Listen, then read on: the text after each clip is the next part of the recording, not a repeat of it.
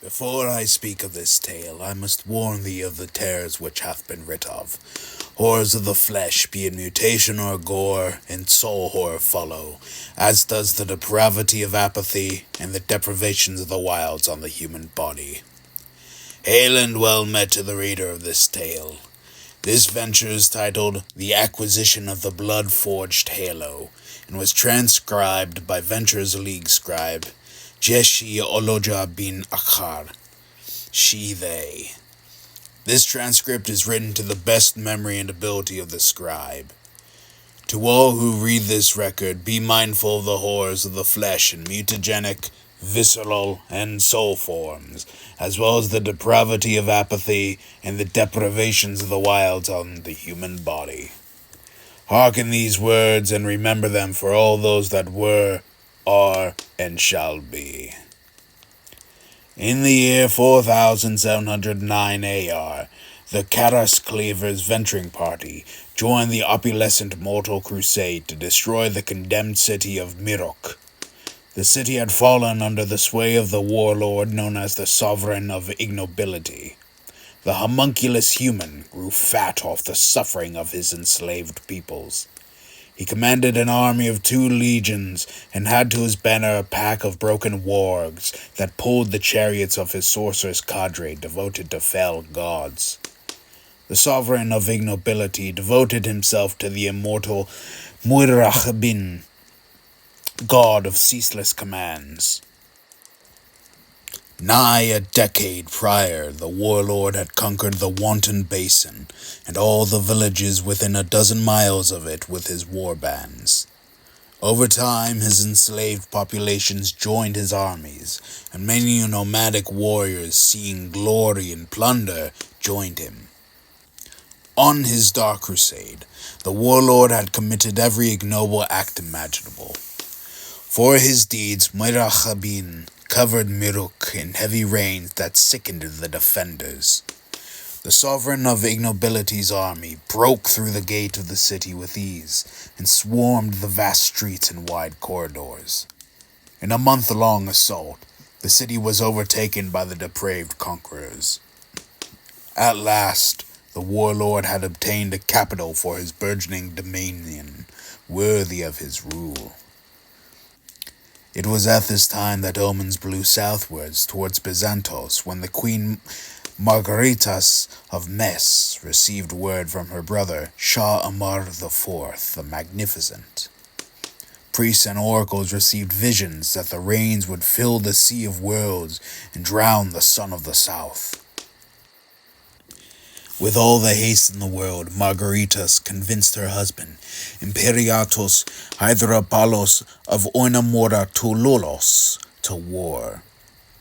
His mustered mortal crusade bound for the imperial city-state's border river was diverted to the north into the unmapped area north of the magnificent Shadam. The journey to the Shadam was grueling and sapped the crusade of much energy and lives, as they had not prepared for such an arduous trek.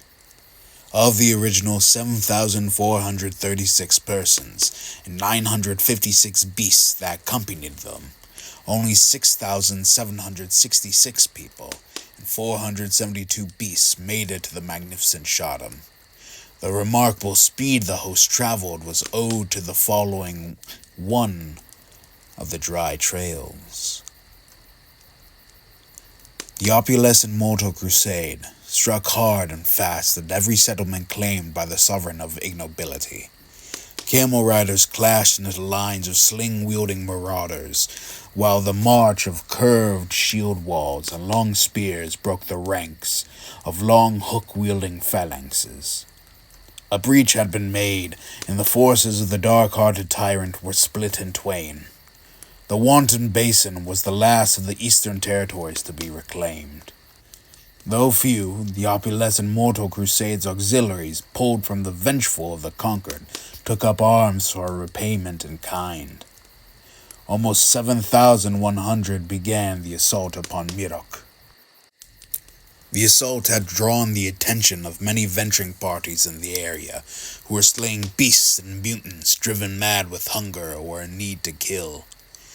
The callous cleavers joined the host and watched trebuchets break down the reinforced gates of the cities for days. Engineers led teams of excavators and venturers to dig tunnels for lines of infantry to march into. Unholy rains flooded almost every tunnel with miasma, requiring it to be collapsed. Hieromancers and priests prayed loudly and sacrificed beasts and goods for aid from their immortals. In the sky, magics fiercely battled for spiritual control over the field. Horrific dreams cut the assailers' minds to ribbons, driving them mad from unending commands spoken in tongues. Those who had lost their mind were tied to posts and had wooden rods jammed deep into their ears. From the crusading camp in corrupted city, choirs of prayer and oaths crashed together. The land was awash with hieratic energy. Flickering manifestations streaked across the sky to judge the assembled armies. Spirits warred in the air while greedily supping upon sacrifices made in their names. Priests chanted until their voices went hoarse, and they passed out from going red in the face. Flagellants offered their own blood, and the vitae of infidels with the raking of iron claws on the chest. Sickening rains fell hardest on the priestly followers of hieromancers, dousing them in a pox of the soul, which left them hollow and subservient to Mirruke.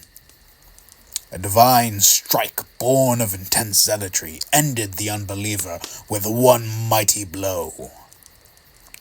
This stirred the Magi to clamor louder and forego any indulgence, even as they bled with each step and saw spirits from sleep deprivation.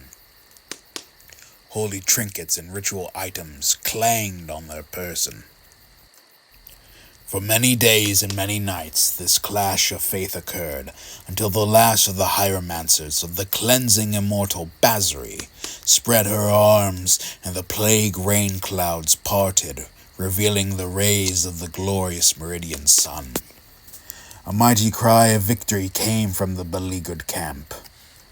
The dark city was illuminated, and the assault began. Soldiers ran through the tunnels and emerged close to the stone walls, where ladders were hefted up and hooked onto the lower parapets. The fighting was fierce as arrows and spears rained down and up. Siege towers pushed by strong rhinoceri, whose shoulders and heads joined together with a large horn. The battle for the walls was a slow push to gain ground, but by the blood of martyrs the crusade gained ground, and began pouring onto the walls and into the evil city like cleansing fire. The Venturers amongst them, eager to fulfill their duties and smite the most heinous evils, broke from the main columns with their followers. The Caddis Cleavers and their scholars of the higher mysteries and warrior artisans rode their steeds through the large corridors that connected parts of Mirruke. The reinforced canvas tents shone all the brighter with the meridian fire in the sky. As they rode, they fought war bands of marauders holding their post.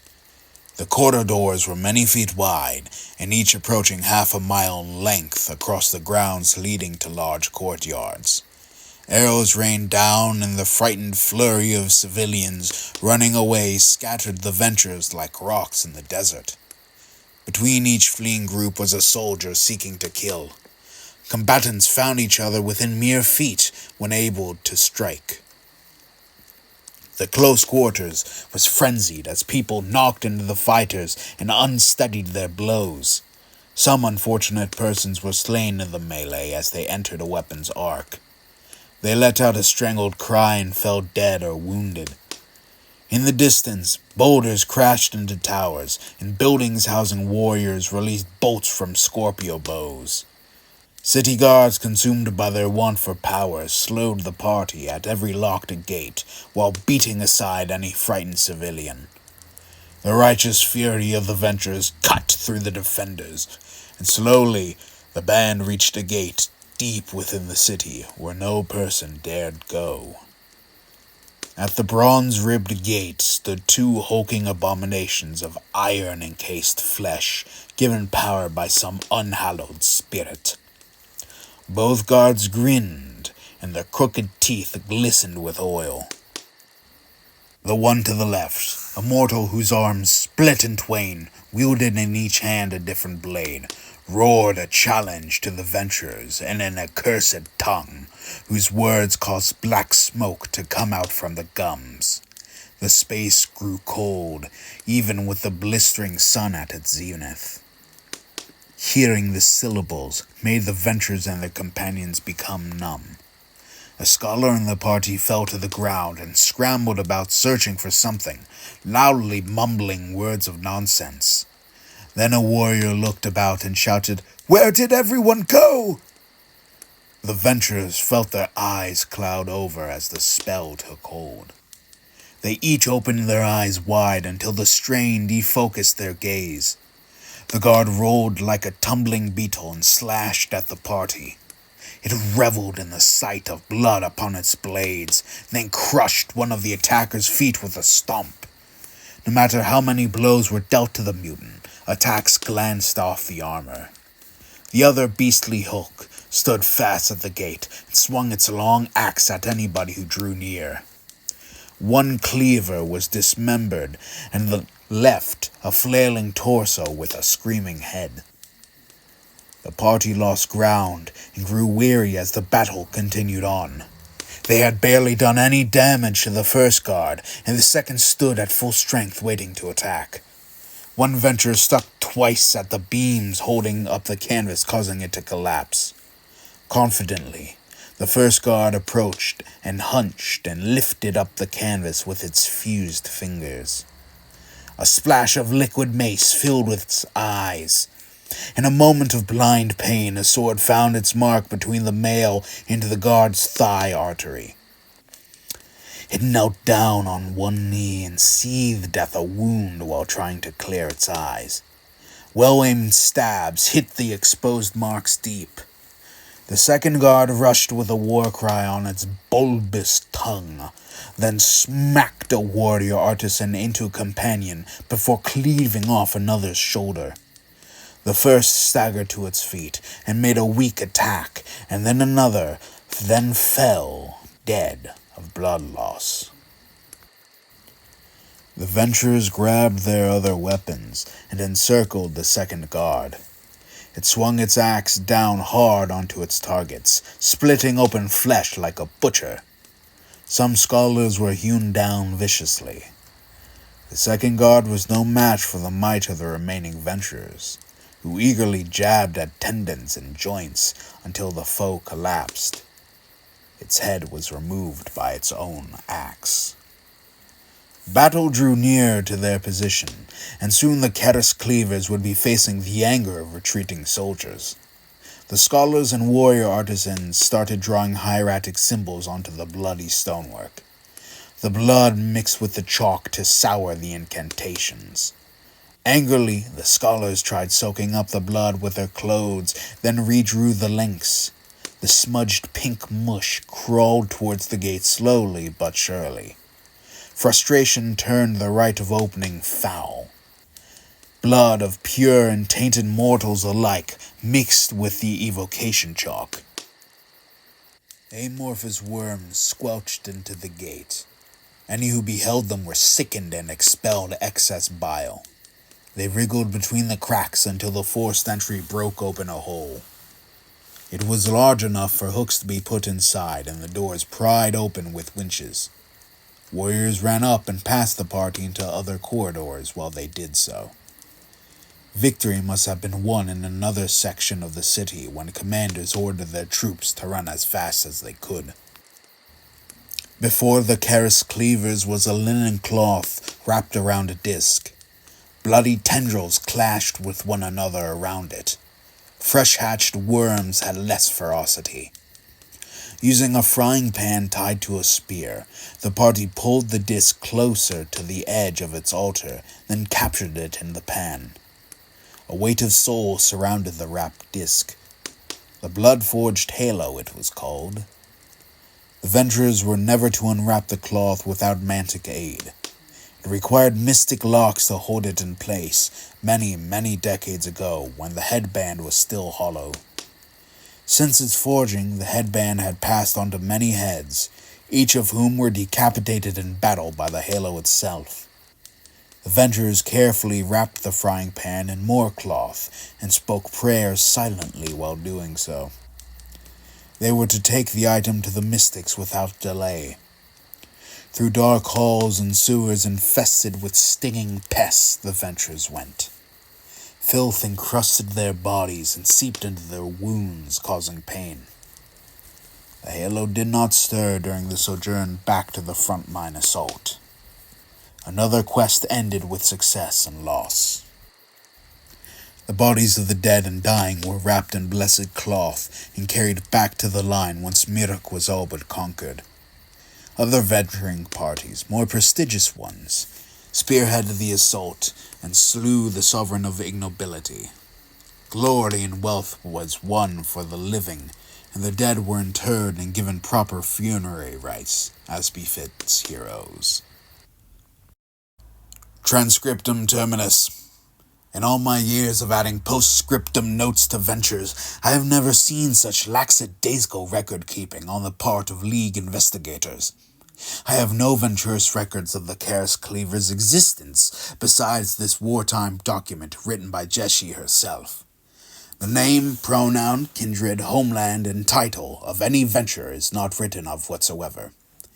An inquiry has been put to the Venturers League lodges around the world to try and find the identities of the Chaos Cleavers.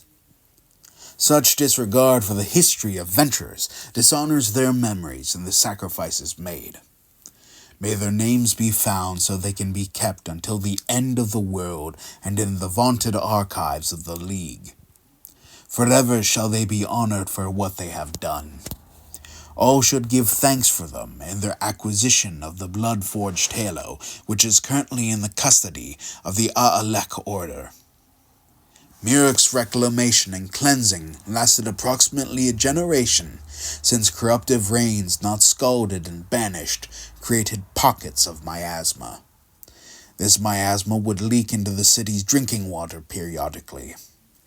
Hieromancers devoted to Mithrahan, a god of healing, were employed to cleanse the water successfully. Today, the city is a ruin toppled by the rampage of Juran, the Great King, and his spawn in the 4800s AR. Venturers into the city have largely met resistance from raiders seeking shelters in destroyed buildings and beasts, particularly bee camels as well. Mirruke is deemed unreclaimable, and shall be explored for any items of cultural significance before being buried forever in the sands, like those whose corpses were once living persons inside. And to all who were, are, and shall be that read this account, glory to you. Tales of Mortality is a world-building podcast set in the world of Asenscia, created and owned by Bard over 18 years and counting. It is a fantasy world of horror and madness, a planet racked by mutation and magic, where humanity survives only through itself and the Spirit Indomitable against horrors natural and unnatural. The Worldbuilder, writer, producer, and artist of the thumbnail is Bard. Me! Below is a transcription of lore, as well as a link to my Instagram, Bard of the Mad Realm, where I share art related to Asenscia. Thank you all for listening to Tales of Mortality. May chaos reign. Bye-bye.